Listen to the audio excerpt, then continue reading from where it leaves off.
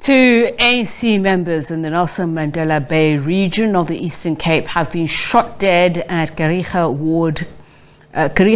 ward councillor Andile Andries and branch secretary Lubabalo Keso were gunned down outside of a house in Kwa-Nobuhle. It's alleged that a minibus taxi drove towards them and suspects fired several shots before fleeing. The incident comes after a spate of attacks on ANC members in the region in the last few months. It also happens as the party prepares to hold its 9th Provincial Elective Conference this weekend. For more on this, we're joined by ANC Eastern Cape Head of Communications, Ngqondi. A very good evening to you, and thank you so much for speaking to us. Just if you have any more on the incident, has there been anything more to report or that you've discovered apart from what I've read in my introduction, Mr.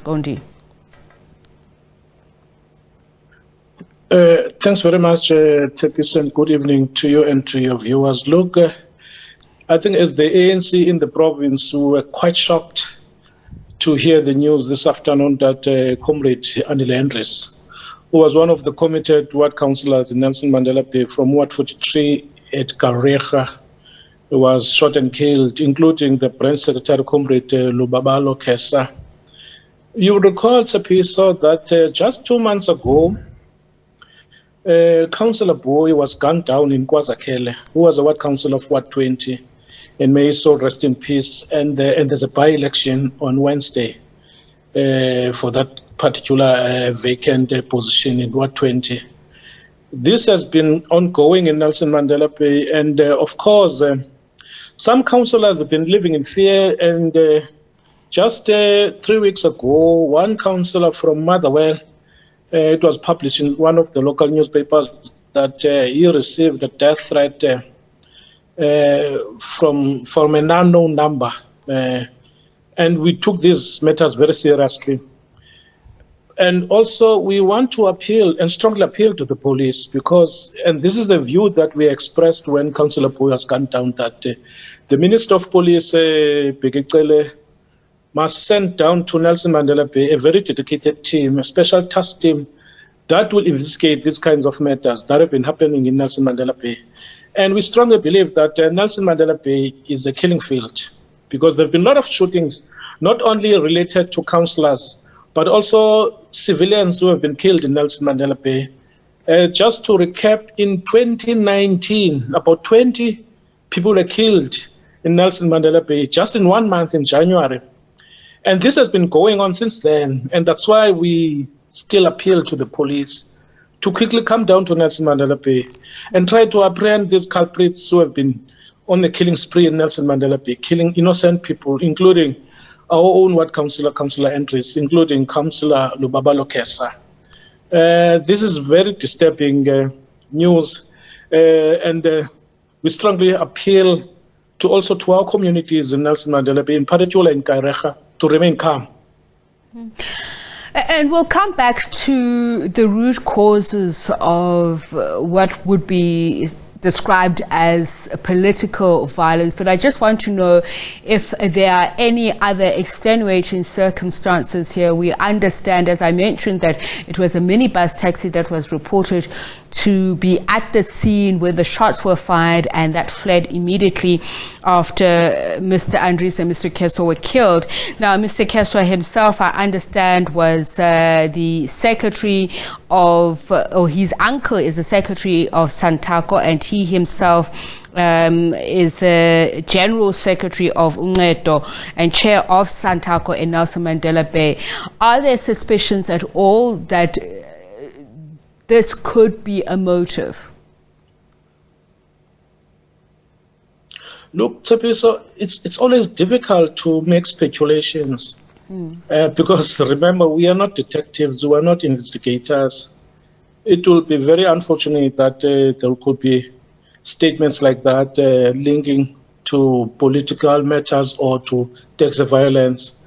That's why we want to appeal to the police to make quick investigation on these killings because these are very disturbing. And as I have said to you earlier on, that even our own councillors are living in fear. And that's why also we want to appeal to our communities, in particular ANC members and supporters and the broader community of Kariega, to remain calm so as to avoid these speculations. And we also want to appeal to the media, because I saw in some of your headlines in 2 media houses that 2 councillors were killed. And it's not 2 councillors, only 1 councillor in the branch secretary, which is Comrade Keso, who's the branch secretary, and Comrade Andries, who's also a Ward 43 councillor in Nelson Mandela Bay. Okay. I ask this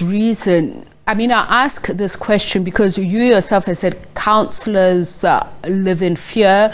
Your premier has said that gangsters have turned, or rather these rogue elements have turned Nelson Mandela Bay into a gangster city. So is it just general criminality that is sparking fear in the hearts of your councillors and those who are members of the ANC, or does it have to do with internal politics? We know that your elective Congress, as we mentioned, is coming up.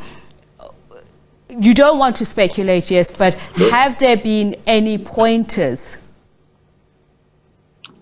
There have not been any pointers, so it will be disingenuous of us to make speculations, because these 2 murders are just fresh, just few hours ago in Nelson Mandela Bay, and it will be the duty of the law enforcement agencies to make quick investigations.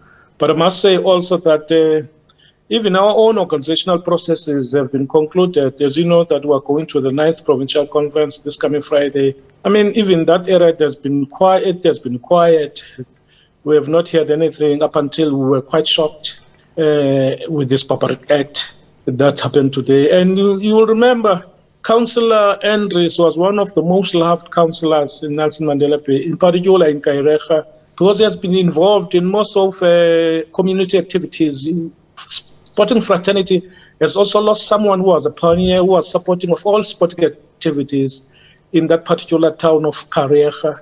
So these are great patriots who have been playing a great role in society, in uplifting our communities. And as the ANC, we were quite devastated, but also quite alarmed with what has been happening in Nelson Mandela Bay. There are those who are asking the question of whether or not the elective conference will happen at all.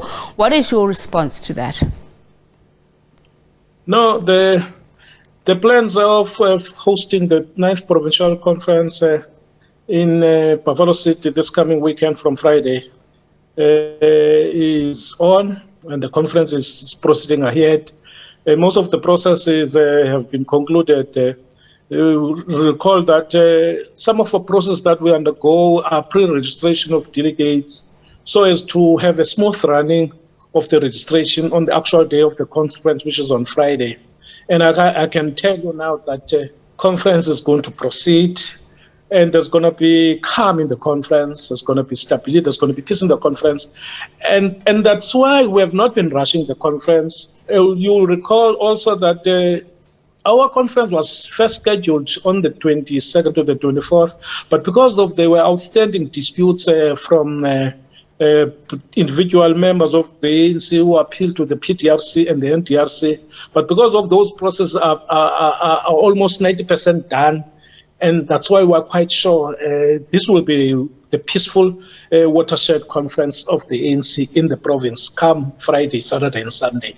And that conference will emerge a leadership that will unite the province of the Eastern Cape, in particular the communities of the Eastern Cape, because our communities are seeking better opportunities, they are seeking better services, they are looking for jobs, young people are looking for jobs. So this is our preoccupation, that conferences cannot be a panacea on organizational challenges. Conferences will come and go, but challenges must be confronted by those that are elected so as to change the life of our people.